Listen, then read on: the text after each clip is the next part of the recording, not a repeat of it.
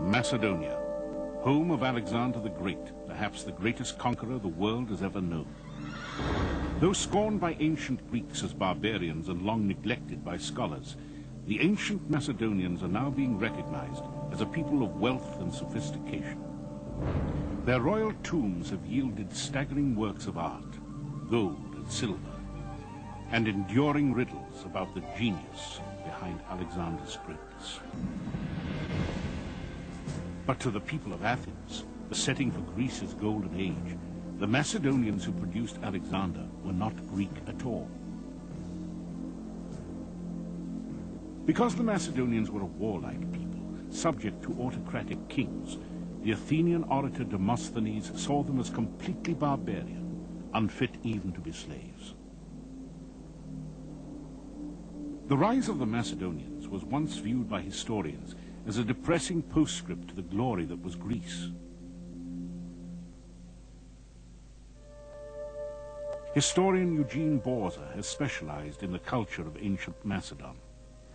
What we know about the Macedonians are primarily from Greek sources, or traditions derived from the Greek sources, and therefore we have a skewed view of them depending upon the views of people who were largely their enemies in antiquity. Greeks, after all, lived in city-states, the way Greeks thought proper civilized people should live, whereas the Macedonians lived under what the Greeks considered to be a primitive and highly authoritarian monarchy. At the site of Macedonia's royal palace in Vigina, archaeologist Stella Druho explains. Η Μακεδονία κυβερνάται από βασιλείς, είναι ένα βασίλειο. Macedonia was ruled by kings. It was a kingdom. Athens had democracy, a great achievement of the Greek civilization. Demosthenes defended democracy versus monarchy, the Macedonian political system.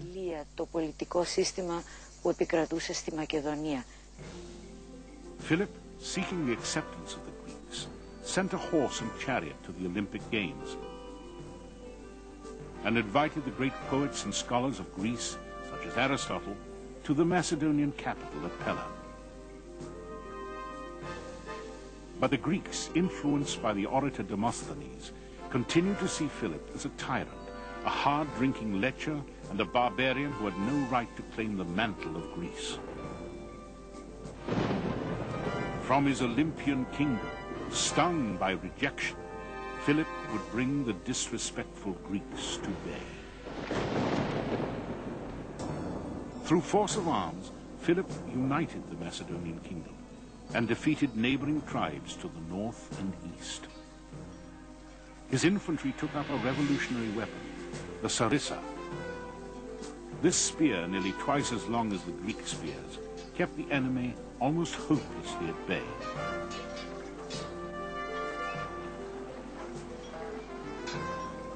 He perfected the previously little-known art of siege warfare, creating a corps of engineers to design siege engines and catapults that became the terror of Greece.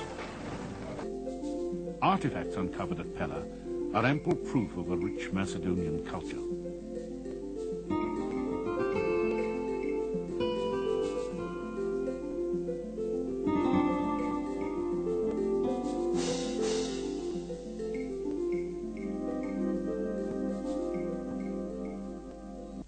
Excavations by our colleagues in Greece have brought to light sufficient examples of an exquisite taste in art that suggests that these Macedonians were not a race of barbarians as Demosthenes and other Greeks had charged. Eugene Borza believes historians of Alexander and his world conquest have obscured the culture of the Macedonians. For Borza, the truly heroic figure of Macedonian history, by far a better example of its greatness, was the father of Alexander, Philip II. Undoubtedly, Alexander was young and impetuous and brilliant, and perhaps, along with Napoleon, the greatest military genius of all times. But he was not a thinker and a planner as Philip was. Philip had enormous diplomatic as well as military skills and was a leader of men in a way that perhaps Alexander was not. The most significant Macedonian artifacts yet found are in the village of Vergina, some 30 miles north of Mount Olympus in northern Greece. Archaeologists now believe this to be the ancient city of Aegae. Here in 1977, a team led by acclaimed Greek archaeologist Manolis Andronikos found a tomb apparently undisturbed since the 4th century BC. It was the first intact Macedonian burial ever found.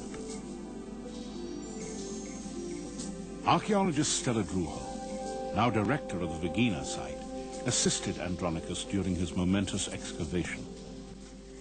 Στο σημείο να ανοίξουμε τον τάφο ήταν για μας και σαν αρχαιολόγοι και σαν... We got to the point of opening the tomb. It was an impressive experience for us as archaeologists and as human beings. We had to be calm and accept what we found. When we entered the tomb, we stopped thinking as scientists, but felt as humans the deep connection between ancient times and our own. Που μπαίνει σε έναν χώρο από τα παλιά χρόνια, συνδέει το χρόνο, τον παλιό χρόνο με τον νέο. As Manolis Andronikos and his team scrambled through a hole made above the marble doors, they saw a room brimming with treasure. A gilded quiver leaned up against the marble doors. Behind it lay 74 arrowheads and decomposed wooden shafts. Exquisitely made bronze and silver vessels.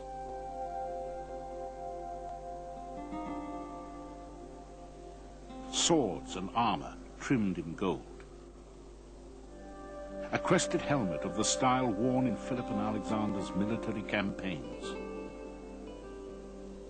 And scattered bits of gold, leather and ivory that after 5 years of painstaking reconstruction would prove to be a beautiful ceremonial shield. But the best was yet to come. Against one wall was a solid gold casket bearing the emblem of the Macedonian royal house, a sunburst.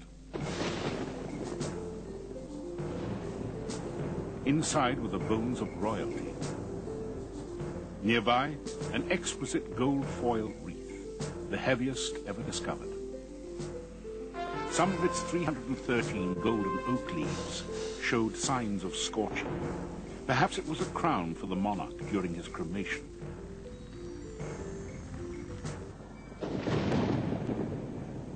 Though the identity of the buried king is unknown, the treasure found in the tomb is unmistakable proof that the Macedonians were not a barbaric tribe whose only accomplishment was making war. Whether done by indigenous Macedonian craftsmen or by Greeks and others working in Macedonia or imported from elsewhere, there's nothing else quite like it anywhere in the ancient world.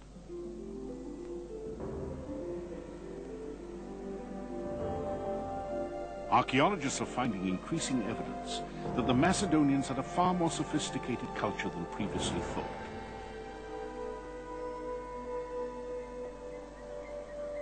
But they are also exposing a civilization beset by tragedy.